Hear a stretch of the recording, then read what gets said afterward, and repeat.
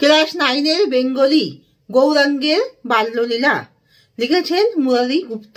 তোমরা সবাই মন দিয়ে শোনো আর লেখো, আর সবাই লাইক আর সাবস্ক্রাইবটা দিয়ে দাও। গৌরাঙ্গের বাল্যলীলা, এখানে কবি বলছেন যে গৌরাঙ্গ অর্থাৎ চৈতন্যদেব, তিনি ছোটবেলায় তাকে সবাই গৌরাঙ্গ বলতো, কারণ তার সোনার মতন উজ্জ্বল দেহের রং গৌর বর্ণের ছিল। এরা সোনার থেকে বেশি উজ্জ্বল, তাই তাকে সবাই গৌরাঙ্গ বলতো। তার বাল্যলীলা হলো তিনি হামাগুড়ি দেন এবং হামাগুড়ি দিতে দিতে হাঁটতে চেষ্টা করেন এবং তিনি হাঁটার চেষ্টা করেন শ্রী চৈতন্যদেব, এবং তিনি হাঁটতে হাঁটতে বারবারই পড়ে যান, এলোমেলো ভাবে হাঁটার চেষ্টা করেন, বারবারই পড়ে যান। তখন তার মা তাকে, স্নেহময়ী মাতা শচী দেবী তাকে বারবার করে কোলে তুলে নেয় এবং গৌরাঙ্গ যখন হামা দেয় তখন সে ধুলায় ধূসরিত হয়ে যায়, আর তারপর তার মুখ দিয়ে লালা ঝরে, সেই লালা বুকে ভেসে যায়। তার মা তার গলায় বাঘ নখ পরিয়ে দিয়েছেন, আর গৌরাঙ্গের মুখে চন্দ্রের মতন সুন্দর মুখে হাসির বিজুল রেখা ফুটে উঠেছে, হাসির বিজুল রেখা ফুটে উঠেছে।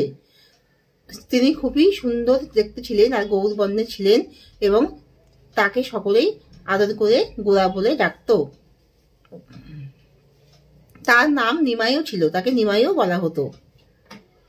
কবি বলেছেন যে এ ছেলে কোলের ছেলে নয়, অর্থাৎ এই ছেলেকে যাকে মা বারবার করে তাকে কোলে তুলে নিচ্ছে, কারণ সে শিশু গৌরাঙ্গ যখন হাঁটতে পারছে না, বারবার করে মাটিতে পড়ে যাচ্ছে, তখন সে বারবার করে হাঁটার চেষ্টা করে পাচ্ছে না বলে সে কাঁদছে এবং মা তাকে কোলে তুলে নিচ্ছে। তাই বলছে কবি যে ছেলে কোলের ছেলে নয়, অর্থাৎ তাকে ত্যাগ করতে হবে। একদিন তিনি সকল কিছু ত্যাগ করে সংসারের মায়ার বন্ধনকে ছিন্ন করে তিনি সন্ন্যাস ধর্মে দীক্ষিত হবেন। তাকে সেই বিরহ যন্ত্রণা তার মাকে সহ্য করতে হবে। তাই কবি জানেন এই ছেলে কোলের ছেলে নয়।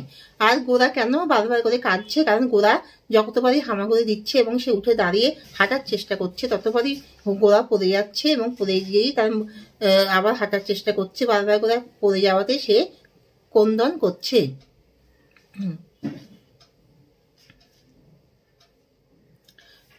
নিমাইয়ের সম্পূর্ণ জীবনীটাই তোমাদেরকে বিবরণ করে বলছি, তোমরা সবাই শোনো। নিমাইয়ের পিতার নাম হলো জগন্নাথ মিশ্র আর মাতার নাম হলো শচী দেবী। শচী দেবী আর জগন্নাথ মিশ্রের প্রথম সন্তান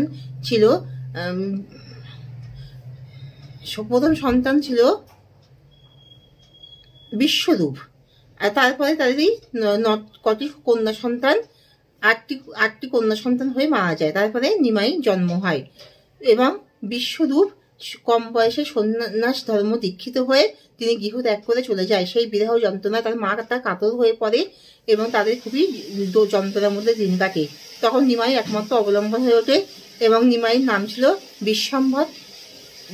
বিশ্বম্ভর এবং নিমাই গঙ্গাধর দাস পণ্ডিতের টোলে অধ্যয়ন করে এবং নিমাই খুবই মেধাবী ছিল এবং তিনি খুবই মেধাবী ছিলেন এবং তিনি তিনি পড়াশোনা শেখাতেন, অধ্যাপনা করতেন, তার টোল খুলে তিনি অধ্যাপনা করতেন। নিমাই গঙ্গাদাস পণ্ডিতের টোলে পড়াশোনা করে এতই মেধাবী হয় এবং সুপণ্ডিত হয়ে ওঠে এবং টোলে অধ্যাপনা করতেন, ছাত্রদেরকে পড়াতেন। কিন্তু তার পিতার মৃত্যুর পরে গয়াতে পিণ্ডদান করতে গিয়ে সেখানে তিনি গোপাল মন্ত্রে দীক্ষিত হন, ঈশ্বরপুরীর কাছে গোপাল মন্ত্রে দীক্ষিত হন। তারপর থেকে তার মধ্যে ভাবলীলা দেখা দেয়, অর্থাৎ তিনি সবসময় শ্রী কৃষ্ণের জন্য কাঁদেন, তাকে দেখার জন্য বিরহ যন্ত্রণায় ছটফট করেন। আবার তিনি মূর্ছা যান, আবার নাম গান করে তার মূর্ছা থেকে তাকে আবার জ্ঞানে নিয়ে আসা হয়, তিনি আবার সজ্ঞান হয়ে যান এবং শ্রীকৃষ্ণের সাথে মিলনের জন্য তার মধ্যে সবসময় তিনি ভাবকাতর হয়ে পড়েন। সবসময় কীর্তন গান করেন এবং তার নদীতে সমগ্র নবদ্বীপে কীর্তন গান শুরু হয়ে যায়। 1486 সালে নবদ্বীপে নিমাই অর্থাৎ শ্রী চৈতন্যদেবের জন্ম হয়েছিল। নিমাই সবসময় শ্রী চৈতন্যের প্রেমে বিভোর হয়ে থাকে, তাকে দর্শনের জন্য, তার সাথে মিলনের জন্য বিরহ যন্ত্রণায় সর্বদা কাতর হয় আর সবসময় অজ্ঞান হয়ে যায়। নিমাই সবসময় ভাবলীলায় মেতে ওঠেন আর সবসময় তিনি শ্রী চৈতন্যদেব, তিনি সর্বদা শ্রীকৃষ্ণের নাম কীর্তন করেন, তার জন্যে তার প্রেমে কাতর হয়ে পড়েন।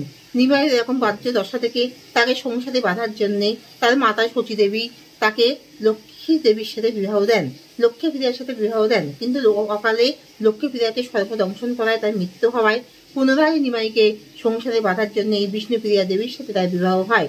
তবুও নিমাই সংসারের বন্ধন ত্যাগ করে একদিন তিনি সন্ন্যাস ধর্মে দীক্ষিত হওয়ার জন্য তিনি গৃহ ত্যাগ করার জন্য মাতার অনুমতি নেন। মাতা কিছুতেই অনুমতি দেয় না, কিন্তু ভগবানের অলৌকিক মায়াতে তার মাতা অনুমতি দিতে শেষ পর্যন্ত বাধ্য হন। নিমাই কেশব ভারতীর কাছে সন্ন্যাস মন্ত্রে দীক্ষিত হন এবং তারপর তিনি নীলাচলে চলে যান। নীলাচলে মহাপ্রভুর জীবনের বাকি বছরগুলি কাটে, অর্থাৎ বাকি প্রায় 24 বছর নীলাচলে কাটে এবং নীলাচলে কাটার সময় তিনি তীর্থ ভ্রমণে গিয়েছিলেন। এবং মহাপ্রভুর মৃত্যু নিয়ে বিভিন্ন কিংবদন্তি মত আছে। কারোর মতে তিনি নীলকান্তি সমুদ্রকে আলিঙ্গন করতে গিয়ে কৃষ্ণপ্রেমে বিভোর হয়ে সেখানে তার মৃত্যু হয় এবং তিনি দেহ রক্ষা করেন। অর্থাৎ কেউ কেউ বলে তিনি জগন্নাথ দেবকে আলিঙ্গন করতে গিয়ে জগন্নাথ দেবের বিগ্রহের মধ্যে তিনি অদৃশ্য হয়ে যান।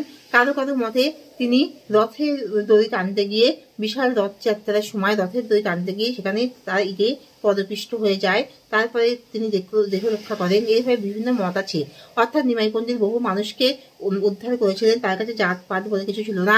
উঁচু নিচু, স্পৃশ্য অস্পৃশ্য সকল জাতির মানুষ তার কাছে সমান ছিল। কৃষ্ণ প্রেমে বিভোর হয়ে তিনি কৃষ্ণের নাম কীর্তনের মাধ্যমে সমগ্র নবদ্বীপে কৃষ্ণ নাম কীর্তন ছড়িয়ে দিয়েছিলেন। এবং তার কাজী যখন তার অবরোধ করতে গিয়েছিল তখন কাজীকে তিনি তার বিরুদ্ধে তিনি নাম গানে সোচ্চার হয়ে কাজীর বাড়িতে নাম গানে সোচ্চার হয়ে কাজীর মনকে পরিবর্তন করেন।